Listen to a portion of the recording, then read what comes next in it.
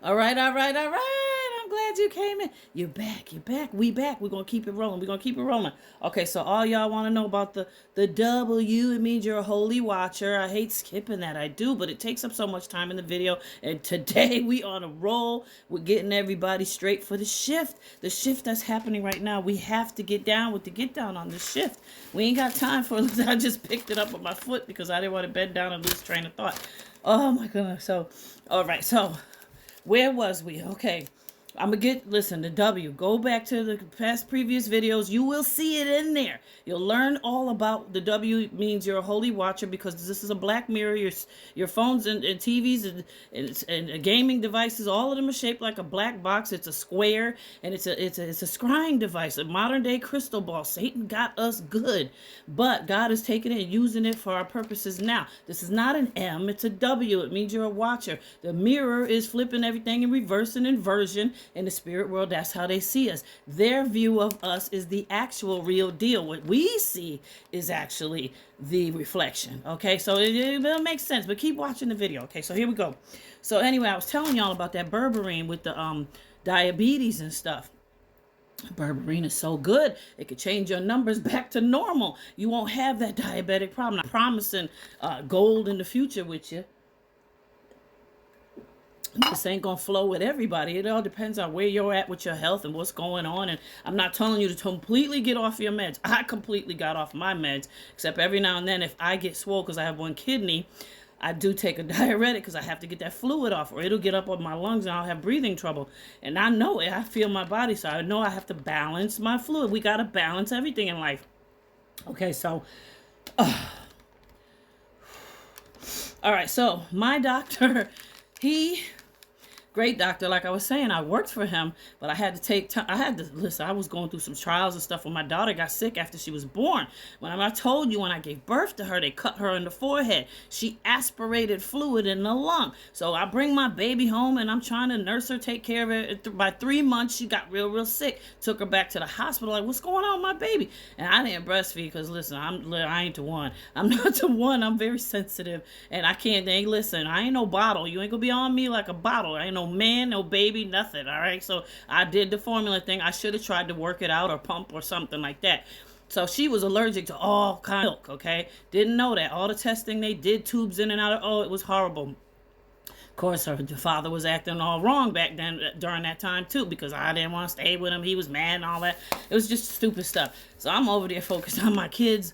I ain't got no time for nothing else. But so she got better over time, but she ended up on formula for the first year of life. Then that ready canned feed, it was nasty, disgusting formula. And after that, she had to be another year on just lactate.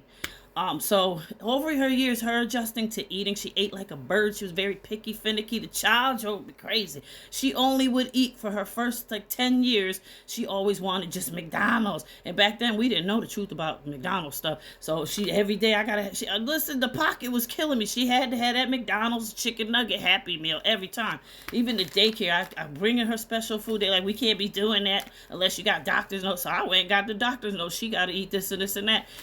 Ended up turning my house into a daycare when I bought my home. I said, I'll take care of her myself and make sure she get what she needs. So anyway, moving on. The doctor that I see, my primary care doctor, I told you I used to work for him. So after the pandemic, during the pandemic, when it was over and everything opened back up, I go to see him. He's, oh, Teresa, you got to get this. You got health problems that you of all people really need it.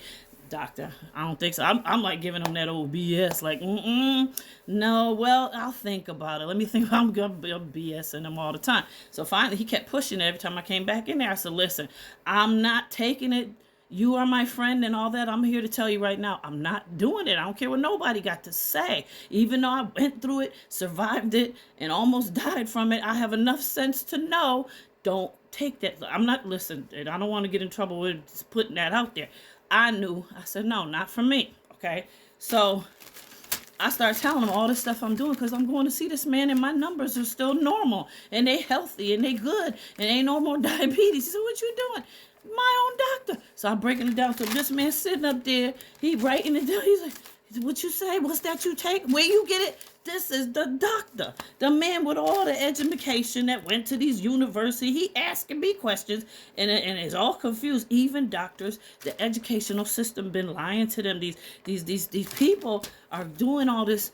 We open our third eye with the fraternities and the sororities and stuff, and they think they better than you, smarter than you, that they know every daggone thing. Let me tell you something.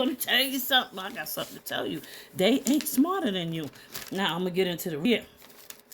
You know that song, Mr. Window, yeah. Mr. Window's a bum. The kind that you and I think is dumb. Scooby-Dooby-Doo, whatever, right? I love that song. I always play it in the car sometime. Let me tell you the story about that relates to that. When my kids were little, I used to I used to go to the store or the cashier store to check it and all that stuff.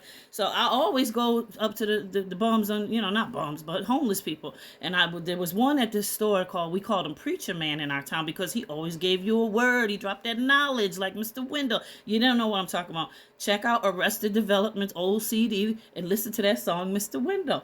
It says, to think most of y'all spend all your money on big colleges, and yet most of y'all come out confused. Go ahead, Mr. Window. Y'all know what I'm talking about. Y'all hit me in the comments. I can resonate. You know what I'm saying? I'm chosen.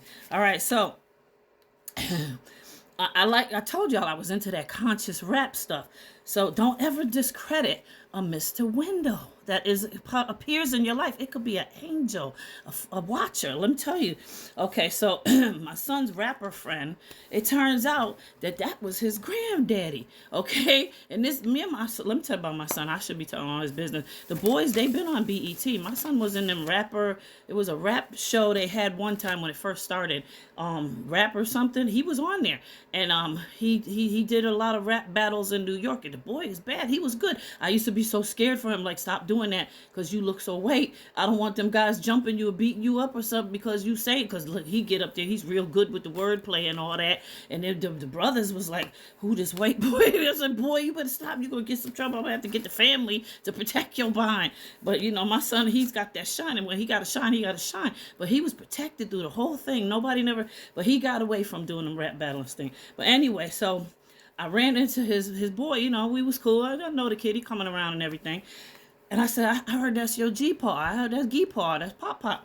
He said, yeah. Oh, acting shame. I said, don't you be ashamed of him. He be dropping them gems. He got that knowledge. So the man passed away. And listen, he was so wonderful in the community. I used to drop him some dollars and stuff. My kids be in the car like, will you stop giving money to the homeless? And we got bills to pay. We ain't rich. And what you doing? I'm like, listen, shut your face. Shut your pie hole. You don't know. You going to wait and see. Guarantee you. I tell them kids, you going to wait and see. Watch. God is going to turn it around. We're going to get 10-fold, 100-fold recompense. It's going to come back on us. We're going to be blessed. And then less than money comes in. I'm like, see, didn't I tell you? Didn't I tell you? This was because I did what God said. I follow his word. He says, give it to his people. That's like giving it to him. And he gonna bless us. He going to anoint us. And next thing you know, we eating that red lobsters. We going to the beach. We traveling all over the place. Them kids had the good life. They let them tell it. Oh, we didn't have all that. Oh, really? You forget about this? You forget about that? God always took care of us. You better shut up. So anyway, my point is this. The man's grandpa, when he passed away, the community recognized him. They put up a whole mural on the side of a building. Somebody did the airbrush. Oh, the painting's so beautiful. It says Preacher Man, because he used to preach to you and give you a word. You give him some homeless money, and he'll drop that knowledge like Mr. Window. I love me some Preacher Man. God rest his soul in heaven. I love him. So, okay, so that was that word. So, all right, so like I said, so this is the thing about I gotta say it real quick. Oh, we're running out of time. Okay, so Mr. Wendell was more smart than any other scholar, like those Masons that claim they got all the enlightenment. But he out here, all his chakras was all misaligned and messed up, and then he homeless, so he was on that sauce, So, because the world been showing him his booty for a long time. Somebody putting booty all up in your face, giving you a hard life. It's his coping defense mechanism. So he went through it, but we still he could still drop that knowledge when people are like that, to give us a word and test your compassion. That's what God puts in front of you. Okay, I got a few seconds. versus your ignorance. Your compassion is what God is looking for in you and what you do with giving of kindness and receiving it. You never know when you're in the presence of a holy watcher is my point. Okay, so we got to go on. It's about to end. We're going to keep on going, and I got the other herbs and supplements to show you and tell you some more. I love you, holy watchers.